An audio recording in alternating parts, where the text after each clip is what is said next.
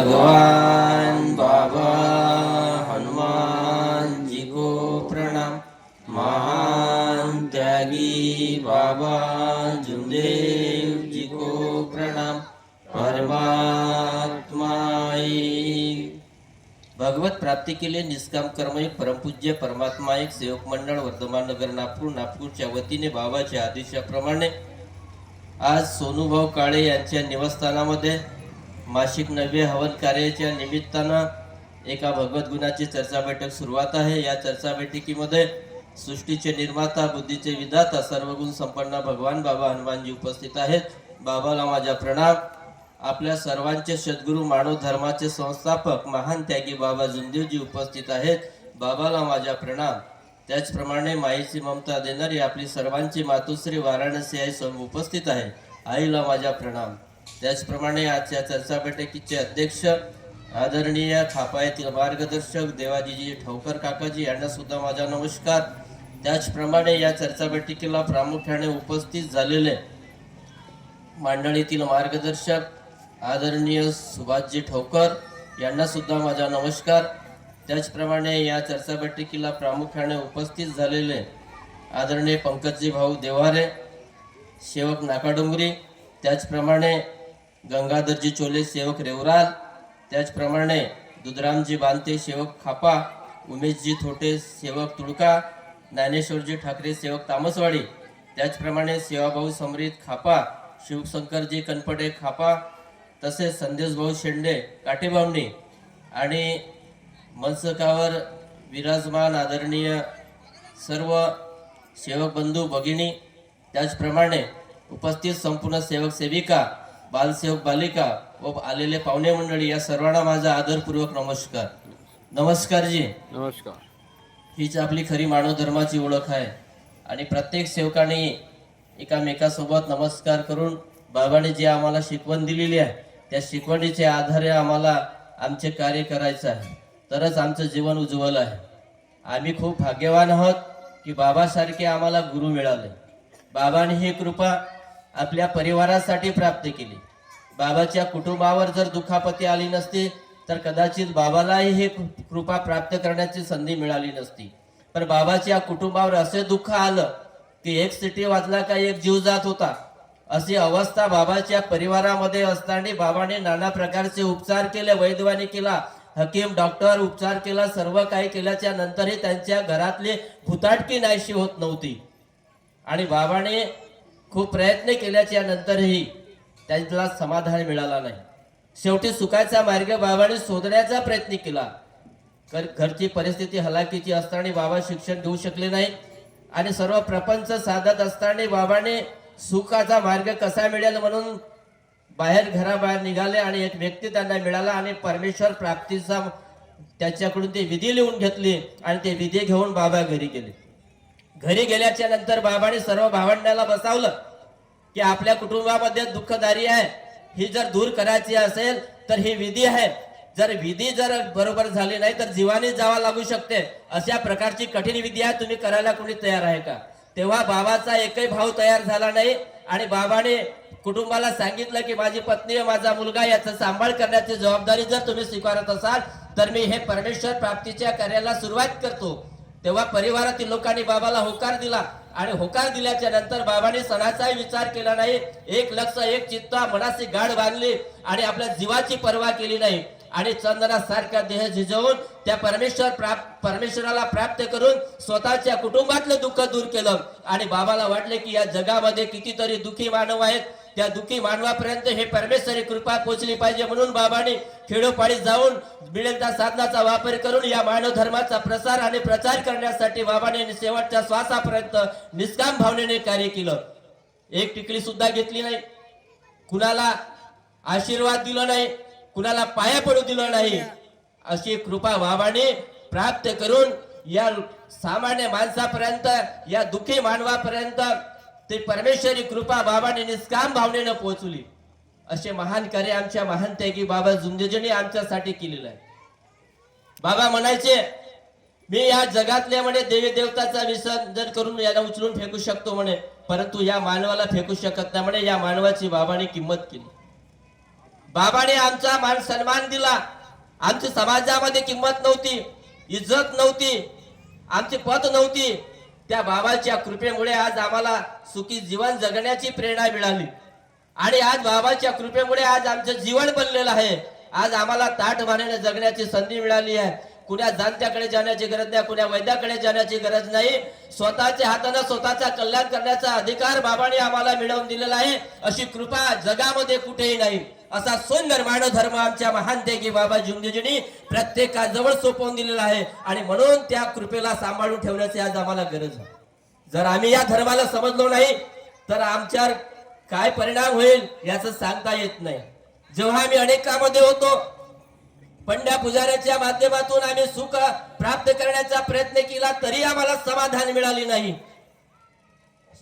जेव्हा आम्ही त्या परमेश्वराच्या चरणी गेलो, मार्गदर्शकाने शब्द दिला आणि त्या शब्दावर परमेश्वराने कार्य केलं आणि आमचं जीवन बनलं. आम्ही रडत त्या मार्गदर्शकाच्या घरी गेलो आणि त्या मार्गदर्शकाने सांगितल्याप्रमाणे परमेश्वराला आम्ही मरण्याचा वचन दिला. आणि त्या दिवशी परमेश्वराने आमच्या जीवनामध्ये आमच्या बदल घडवून दिला. आणि ती कृपा बाबाने आम्हाला दिलेली आहे. आणि म्हणून म्हणतो, तुम्ही सुख करता, तुम्ही दुःख हरता, कोणी नाही माझे आता. बाबा हनुमानजीच्या, बाबा जुंदेवजीच्या चरणी ठेवी तो माता. ज्या बाबाला आम्ही पहिल्या दिवशी वचन दिला, ज्या बाबाला आम्ही पहिल्या दिवशी वचन मरण्याचा दिला, त्या दिवशी आमच्या घरी त्या परमेश्वराचा पहारा लागला. ती दैवी शक्ती आमच्या जीवनामध्ये कार्य करायला सुरुवात झाली. तो दिवस आम्हाला आठवण ठेवण्याची गरज आहे. या मार्गामध्ये बरेच लोक दुखी आले आहेत.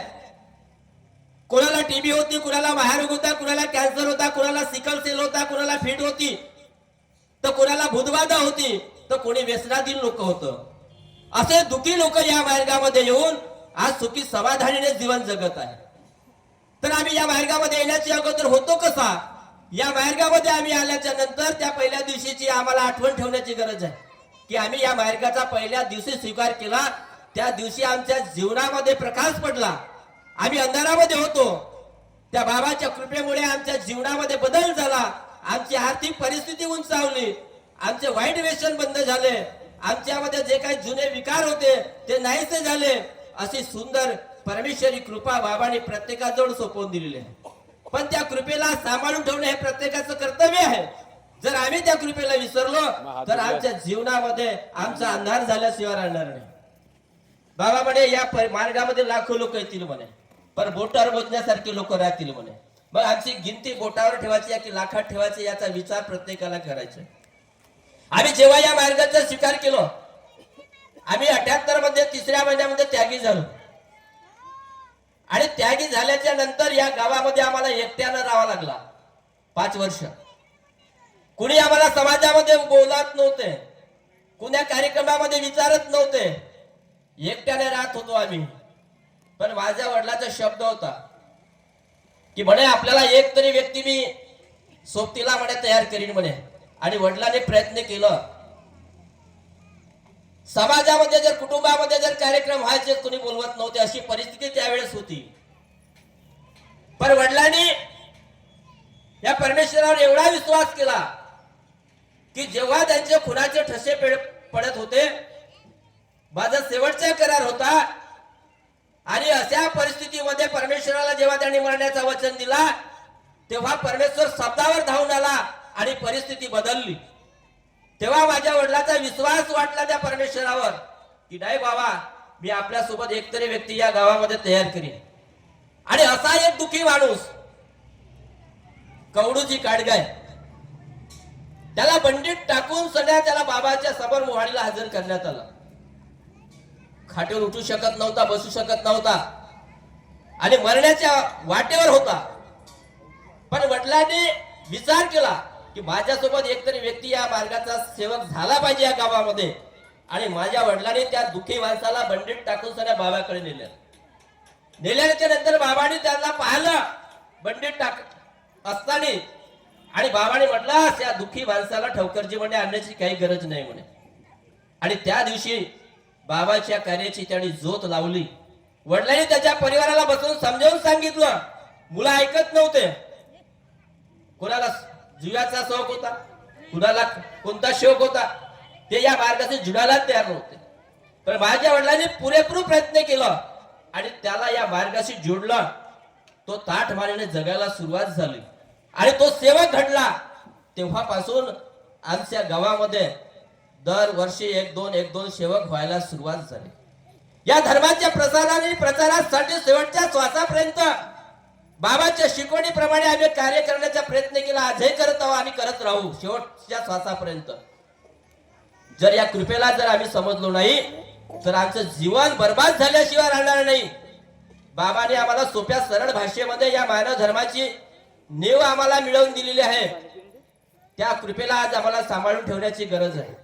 जर त्या कृपेला आम्ही समजलो नाही, आम्ही जर त्या भगवत कार्यामध्ये गेलो नाही तर आमच्यामध्ये विकार आल्याशिवाय राहणार नाही आणि मग आमच्या जीवनाचा सत्यानाश होईल. म्हणून बाबाची जे कार्य आहे, जे हवन कार्य आहे, चर्चा बैठक आहे, सेवक संमेलन आहे, अशा कार्यक्रमामध्ये आम्हाला जाण्याची गरज आहे. जेणेकरून आम्हाला परमेश्वरी कार्याचे गुण आमच्या मध्ये ते आम्हाला मिळतील आणि त्यांच्या माध्यमातून आम्हाला सुधारण्याची संधी मिळेल. हे अशासाठी भगवत कार्य आहे आणि त्या भगवत कार्यामध्ये एक लक्ष, एक चित्त, एक विचार हे ठेवणं गरजेचं आहे. नाहीतर मग बैठकीमध्ये बसलो जर विकार जर मनामध्ये असतील तर आमची भक्ती साध्य होणार नाही. भक्ती बिना उद्धार नाही जीवाचा. भक्तीसाठी निर्धार पाहिजे मनाचा. जर आमचा निर्धार मजबूत असेल, आमचे जर विचार चांगले असतील, आमचे जे कर्म चांगले असेल तर परमेश्वर आम्हाला डगमगू देणार नाही. आम्हाला आमच्या शब्दावर तो परमेश्वर कार्य करतो. असा परमेश्वर बाबांनी प्रत्येकाजवळ सोपवून दिलेला आहे. जगाच्या पाठीवर अनेक धर्मपंथात ते वेगळे आहेत, परंतु आपला हा मानव धर्म वेगळा आहे. आपला मानव धर्म हा माणुसकीचा, माणुसकीनं बोलण्याचा, माणुसकीनं चालण्याचा, माणुसकीचं कार्य करण्याचा हा मानव धर्म बाबांनी प्रत्येकाला सोपवून दिलेला आहे. आणि त्याचे जय हाकलण्याचा अधिकार आपल्याला प्रत्येकाला, आपल्या स्वतःची जय हाकलण्याचा अधिकार बाबांनी आम्हाला समजावून सांगितलेला. मानवाची जय हाकलायची, कुणाची जय हाकलायची नाही, मानवाची. म्हणजे बाबांनी एवढ्या मानवाला महत्व दिलेलं आहे की हा मानव एक व्यक्ती, एक बाई अनेक देवी देवतापेक्षा कमी नाही हे बाबांनी सांगितलंय. आणि माझा सेवक हा गरीब आणि दुखी राहणार नाही, राहील तो आपल्या कर्मामुळे. हे बाबांचे शब्द आहेत. मग आम्हाला आमचे कर्म आणि आम्हाला शब्दावर परमेश्वर उभा करायचा आहे. तर त्याच्यासाठी आम्हाला बाबांनी दिलेले 4 तत्व, 3 शब्द, 5 नियम याचा तंतोतंत पालन आपल्या जीवनामध्ये करावं लागेल, तरच आमचं जीवन बनेल. या मार्गामध्ये बरेच लोक सुखी झालेले आहेत. आज मार्गात जरी काही लोक नसतील तरी त्यांनी आपल्या घरून जरी आमच्या या बाबा हनुमानजीचा नाव जरी घेतला तरी त्याचं दुःख दूर होते. असा परमेश्वर बाबांनी प्रत्येकाजवळ सोपवून दिलेला आहे. मग आम्ही या मार्गामध्ये राहून आमच्यावर दुःख येण्याचं कारण काय? मार्गामध्ये टीबी, कॅन्सर, महारोग, फीट, मिरगी सर्व दुःख दूर झाले आहेत. आणि मग मार्गामध्ये राहून जर दुःख येत असतील तर आम्ही कुठेतरी कर्माने चुकलेलो आहोत. आम्ही कुठेतरी विकारामध्ये, आकारामध्ये जे विकार निर्माण झालेले आहेत आणि म्हणून आमच्यावर ती परिस्थिती निर्माण होत आहे. तर याचा शोधही आम्हाला घेण्याची गरज आहे की मी दैनंदिन जीवनामध्ये जगत असताना, व्यवहारामध्ये असताना मी कुठेतरी दिवसभर कर्म करत असताना मी कुठेतरी डगमगलो का? कुठेतरी माझ्या हातून वाईट कृत्य झालं का? माझ्यामध्ये काहीतरी विकार आले का? मी त्या बाबाच्या शिकवणीप्रमाणे वागतो का? याचा विचार आम्हाला सायंकाळी बसून करावा लागेल, तरच आमची चूक आमच्या लक्षामध्ये येईल. आणि ते चूक जर लक्षात आली तर ती परमेश्वराच्या समोर जर आपण ते कापूर अगरबत्ती लावून जर परमेश्वराला सांगितली तर परमेश्वर एवढा दयाळू आहे या परमेश्वर की तो आमच्या सणामध्ये झालेल्या चुकीची जर आपण कबुली दिली तर परमेश्वर एवढा दयाळू आहे की तो सणामध्ये दुःख दूर करते. असा सुंदर परमेश्वर बाबांनी प्रत्येकाजवळ सोपवून दिलेला आहे. पण त्याची आम्हाला जाणीव ठेवा लागेल. आम्हाला परमेश्वरी कार्यामध्ये राहावं लागेल, तरच आम्हाला आमच्या जीवनामध्ये आम्हाला त्याची भर होईल आणि आमचं जीवन सुखमय बनेल. पण आम्ही फक्त स्वार्थासाठी या मार्गाशी जुडलेलो आहोत. स्वार्थ साधून झाला की आम्ही कसे वागलो, कसे बोललो, कसे चाललो, एकामेकाचा तिरस्कार, एकामेकाचा द्वेष, कोणाला उच्च नीच आम्ही असं समजतो. आमचा मानव धर्म नाही. अरे बाबा बाबा सब कोई कहते, बाबा है कितने दूर, ईमानदारों के मन में बसे, बेईमानों से बहुत दूर. बाबाचं नाव सर्वच घेतात आणि सर्वाला घेण्याचा अधिकारही आहे. पण जर आम्ही त्या तत्वशब्द नियमाने वागत असून तरच आम्हाला तो परमेश्वर साथ देणार आहे. जर आम्ही कितीही नावं घेतलो, कितीही कापूर अगरबत्ती त्या परमेश्वराच्या नावाची लावली, आणि जर आमच्यामध्ये जर विकार असतील, आमचं जर मन कुठंतरी विचलित झालं असेल, तर परमेश्वर आम्हाला साथ देणार नाही. आणि जरी आमच्या हातून एखादी चूक झाली असेल, जर आम्ही या मार्गाच्या शिकवणीप्रमाणे जर आम्ही चालत असून आणि जर आम्ही परमेश्वराच्या समोर झालेली चूक जर आम्ही ठेवली, तर परमेश्वर आम्हाला त्या चुकीतून आम्हाला मोकळं करते आणि समाधान मिळवून देते. आणि जर आम्ही चुकत करत राहून वारंवार चुका करत राहून जाणून बुजून आणि आम्ही त्या तत्वशब्द नियमाचं पालन होत नसेल, तर तुम्ही कितीही वेळा माफी मागण्याचा प्रयत्न करा, परमेश्वर समाधान देणार नाही. असा सुंदर परमेश्वर बाबाने प्रत्येकाजवळ सोपवून दिलेला आहे. निरांकार निरांगूर असा परमेश्वर तो चैतन्यमय आहे. तो दिसत नाही, पण त्याची 24 तास आपल्यावर नजर आहे. एखाद्या कॅमेऱ्याच्या नजरेतून आपण सुटून जाऊन, घरी एखादा सीसीटीव्ही कॅमेरा असेल, त्याच्या नजरेतून आपण सुटून जाऊ, परंतु त्या परमेश्वराच्या नजरेमधून आपण सुटणार नाही. त्यासाठी आम्हाला बाबाने दिलेले 4 तत्व 3 शब्द 5 नियम याच्या साकोरीमध्ये राहून आम्हाला आमचे कार्य करावं लागेल, तरच आमचं जीवन सफल झाल्याशिवाय राहणार नाही. जो आमचा उद्देश असेल, जो आमचा ध्येय असेल, तो आम्हाला साध्य करता येईल. जर मार्गामध्ये राहून आम्ही लुडबुड करत असू, एकामेकाचा द्वेष करत असू, एकामेकाचा जर तिरस्कार करत असू, तर आमचं जे ध्येय असेल, जो उद्देश असेल, तो आम्ही साध्य करू शकणार नाही. आणि बाबांनी सांगितलं की माझ्यानंतर मंडळ ही शक्ती आहे, व्यक्ती नाही. व्यक्तीमध्ये काही अहंकार येतील जातील, कम जास्त होत राहील, पण मंडळ बाबांनी तयार केलेलं आहे. बाबांनी सांगितलं की माझ्यानंतर मंडळ ही शक्ती आहे, व्यक्ती नाही. आणि आम्हाला शक्तीचे कार्य करायचे, ते व्यक्तीचे कार्य करू नका. मी जर तुम्हाला वाईट सांगत असेल, गलत दिशा दाखवत असेल, माझी ऐकू नका. आणि मी कधीच कोणाला सेवकालाही आपल्या मागे फिरवण्याचं काम करत नाही. मी प्रत्येकाला सांगतो, स्वावलंबी जीवन जगा, कुणाच्या मागे धावण्याची गरज नाही. बाबाने एवढा मोठा अधिकार आम्हाजवळ दिलेला आहे. तत्वशब्द नियमाची शिदोरी आमच्या जवळ आहे. आणि आम्ही कशाला कुणा मार्गदर्शकाच्या मागे धावायचं, कुणा पदाधिकाऱ्याच्या मागे काही धावायची गरज नाही. बाबाचा आदेश आहे. मंडळाने जे आपल्याला आदेश दिले, त्या आदेशाचे आम्हाला पालन करायचं आहे. कुणा व्यक्तीच्या मागे धावायची गरज नाही. बाबाच्या नंतर अनेक संस्था स्थापन झालेल्या आहेत, त्यांनी आपला वैयक्तिक स्वार्थ साधण्याचा प्रयत्न केला. पण बाबांनी सांगितलं की माझ्या गेल्याच्या नंतर मंडळ आहे. मंडळ हे कार्य समोर नेण्याचे करणार आहे. आणि आज मंडळ प्रगती पथावर आहे, चांगले कार्य होत आहेत. आम्हाला कुठेतरी एकामेकाला समजून घेण्याची गरज आहे. पण आम्ही एकामेकाचा द्वेष करतो, हा आमचा धर्म नव्हे, ही आमची माणुसकी नाही. अरे माणूस असून माणुसकी नाही, माणूस त्याला म्हणाल का, शहाण्याचे नौकर व्हावे, धनी मूर्खाचे बनाल का. संगत चांगल्याची करा, चांगल्या विचाराचे कान खाणाऱ्याची करू नका. आणि जो भटकवण्याचे कार्य करते त्याच्या सोबत तर राहूच नका. जे आम्हाला 10 रुपयाची पुस्तक आहे, त्या 10 रुपयाच्या पुस्तकीप्रमाणे कार्य करा. कुणाकडे जावाची गरज पडत नाही, मार्गदर्शकाकडे जावाची गरज नाही. एक वेळ त्यागी झालेला माणूस जर परिवारामध्ये जर चूक होत असेल, तर परिवाराने एकत्र बसा, त्याचा शोध घ्या. कमी आम्ही परिवारामध्ये 4 व्यक्ती असून 4 व्यक्तीच्या हातून आमच्या हातून कोणतरी चूक झाली का. ती चूक जर तुमच्या 4 परिवाराच्या लक्षामध्ये येत असेल, तर एकामेकाला शब्द देऊन आपण ते चूक सोडवू शकतो आणि परमेश्वराला समोर ठेवून कार्य करू शकतो. आम्हाला कुणाकडे जाण्याची गरज नाही. आम्ही छोटे प्रश्न, छोटे आपण जे काही चुका करतो आणि विनाकारण जाऊन त्या मार्गदर्शनाचा कान खाण्याचं काम करतो. बाबाने प्रत्येकाला स्वावलंबी जीवन जगायला सांगितलेलं आहे. त्यागी झाल्याच्या नंतर जर आमच्या परिवारामध्ये चूक असेल, आमची चूक लक्षात येत नसेल, आमच्याकडून समाधान होत नसेल परिवारामध्ये, तर मार्गदर्शकाची गरज आहे. आणि मार्गदर्शकाच्या माध्यमातून जर ती आमची चूक लक्षात येत असेल, त्यावेळेस आम्हाला मार्गदर्शकाकडे जायचे. पण पहिला उपाय आपल्या घरी आपण केलं पाहिजे, पण ती आपण करत नाही. आणि छोटीशी चूक झाली का पहिले मार्गदर्शकाकडे. असं करू नका. बाबानं सोप्या सरळ भाषेमध्ये हा मार्ग सोपवलेला प्रत्येकाजवळ. या मानव धर्माचा जो संविधान लिहिलं आहे, ज्या पद्धतीने डॉक्टर बाबासाहेब आंबेडकरांनी जी घटना तयार केलेली आहे, त्याच पद्धतीनं आपल्या महान त्यागी बाबा जुमदेवजीनं या मानव धर्माचा संविधान लिहिला. 4 तत्व 3 शब्द 5 नियमाचा या संविधानाच्या माध्यमातून जर आम्ही चाललो बोललो, कार्य व्यवस्थित घडवलो, तर पायाला काटा करणार नाही, याची ग्वाही आमच्या बाबांनी घेतलेली आहे. आणि असे कार्य आमच्या बाबांनी या देशासाठी केलेले आहे. जगामध्ये अनेक धर्मपंथात ते वेगळे आहेत, पण आपला हा मानव धर्म वेगळा आहे, माणुसकीचा आहे. माणुसकीनं बोलण्याचा, माणुसकीनं चालला, माणुसकीचं कार्य करण्याचा, एकामेकाला सुखादुखामध्ये सहकार्य करण्याचा हा मानव धर्म आहे. जिवंतपणे मानवाची सेवा करण्याचा हा मानव धर्म आहे. आमची निर्जीव पूजा नाही, आमची सजीव पूजा आहे. जिवंतपणे माणसाची सेवा करा, आई वडिलांची सेवा करा, सासू सासऱ्याची सेवा करा, कुटुंबामध्ये एकतेने राहा, हा आमचा मानव धर्म आहे. पण आम्ही छोट्या छोट्या कामासाठी आम्ही एकामेकाचा परिवारामध्ये एकामेकाचा द्वेष करतो, एकामेकाला नीच उच्च नीच समजतो, एकामेकाचा द्वेष करतो, राग ठेवतो मनामध्ये.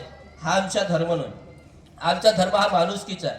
जीवनपणे मानवाची सेवा करा, आई वडिलांची सेवा करा, सासू सासऱ्याची सेवा करा, मुलांनी लायण्याने मोठ्याशी, मोठ्यानं लायण्याची एकामेकाची मर्यादा ठेवा, ही आमची शिकवण आहे. आणि तेच कार्य आम्हाला मरेपर्यंत करायचं आहे, तर आमचं जीवन सफल झाल्याशिवाय राहणार नाही. आणि म्हणून त्या बाबांनी या देशामधून जे देश करू म्हणजे शासन करू शकत नाही ते कार्य आमच्या बाबांनी केलेले आहेत. अंधश्रद्धा दूर केली आहे, व्यसनातून मुक्त केलेले आहेत, भ्रूण हत्या थांबविल्या आहेत, कुटुंब मर्यादित शिकवलेलं आहे. असे व्यसनाधीन लोकांना या मार्गामध्ये सुख समाधानी मिळालेली आहे. मार्ग फुकट आहे पण चौकट आहे. या मार्गासारखा मार्ग नाही. या मार्गामध्ये 1 रुपया लागत नाही.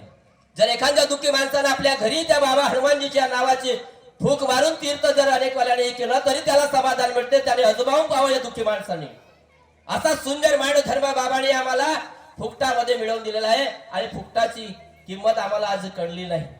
आज आम्हाला वेळ दुकानावर बसण्यासाठी वेळ आहे, पण परमेश्वरी कार्य जर एखाद्या गावामध्ये असेल, आजूबाजूला असेल, तर आम्हाला जाण्यासाठी वेळ मिळत नाही. तर हा आमचा धर्म नव्हे. आम्हाला सोप्या सरळ भाषेमध्ये बाबांनी जे 4 तत्व 3 शब्द 5 नियमाची जी चाकोरी आम्हाला दिलेली आहे, त्या चाकोरीमध्ये राहून आम्हाला आमचं जीवन बनवायचं आहे, तरच आमच्या जीवनाचं उज्ज्वल भविष्य समोर आहे. आणि बाबांनी असे सुंदर महान कार्य आमच्यासाठी केलेलं आहे. आणि म्हणून म्हणतो त्या बाबासाठी 2 ओळी. अजी मानव धर्माचा विचार बाबाचा घेऊन गेले घाटावर, घेऊन गेले घाटावर, किती शोभले असते बाजे हो बाबा या भारताच्या नोटावर, किती शोभले असते बाजे हो बाबा या 100च्या नोटावर.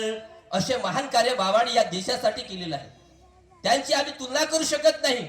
असे महान कार्य बाबांनी प्रत्येक घटकासाठी जात पात कोणत्याच गोष्टीचा विचार न करता आमचा हा परमात्मा एक समाज एकत्र आणण्याचं कार्य आमच्या बाबांनी आम्हाला केलं आहे, दुःखातून मुक्त केलं आहे. त्या बाबांसाठी मी कोटी कोटी प्रणाम करतो. आणि या ठिकाणी सोनूभाऊ काळे आणि या भगवत कृपेच्या माध्यमातून आम्हाला या ठिकाणी सुंदर सुंदर अनुभव मिळाले, चांगले चांगले मार्गदर्शन या ठिकाणी मिळाले. देवारे दादाने सुंदर मार्गदर्शन केलेलं आहे. आमच्या अजून 2-3 लोक राहिले, शिवाभाऊने आपली हकीकत सांगितलेली आहे. तर असे दुःखी अनुभव आम्हाला या मंचाच्या माध्यमातून सोनूभाऊ काळे यांनी आम्हाला प्राप्त करून दिलं. त्या सोनूभाऊ काळेच्या संपूर्ण परिवाराचं मी या ठिकाणी मनापासून अभिनंदन करतो. आणि संचालक महोदयाने या ठिकाणी बोलण्याची संधी दिली, मला या चर्चा बैठकीच्या उपाध्यक्षाचा मान दिलं. मी त्या लायकीचा बी नाही, परंतु परमेश्वरी कृपेमुळे मला जी संधी मिळत आहे त्या परमेश्वराचे मी मनापासून ऋणी आहे. आणि असेच कार्य प्रत्येकाने आपल्या गावामध्ये, प्रत्येक सेवकांनी आपल्या परिवारामध्ये कार्य करण्याचा प्रयत्न करावा. या धर्माच्या प्रचारासाठी जे काही आपल्याला तन मन धन लागते ते आपण त्या परमेश्वरासाठी द्यावा. आणि 3 जानेवारीला आपल्या गावामध्ये भव्य दिव्य असं सेवक संमेलनाचा कार्यक्रम आहे. आणि त्यासाठी प्रत्येकाने, प्रत्येक गावातील 14-15 गावातील लोकांनी माझ्या गावातल्या कार्यक्रम असा समजून सोन्या, आम्ही कुठल्याच प्रकारचा मतभेद न ठेवता 14-15 गावातील लोकांना एकत्रित करून त्यांना त्याच्या गावातल्या कार्यक्रमासारखा वाटला पाहिजे. असा कार्यक्रमाचा नियोजन आमचा 3 जानेवारीला होणार आहे. त्यामध्ये जे प्रत्येक गावातून सेवक आलेले आहेत त्यांनी संपूर्ण आपल्या गावातून सर्व मदत, आर्थिक परिश्रम जो काही करता येईल त्या ठिकाणी आपल्याला मदत करायची आहे. आयोजकांनी या ठिकाणी सुंदर असा नियोजन केला, त्याबद्दल पुन्हा एकदा या काळे परिवाराचं मी मनापासून अभिनंदन करतो आणि आपल्या वाणीला विराम देतो. सर्वांना माझा आदरपूर्वक नमस्कार.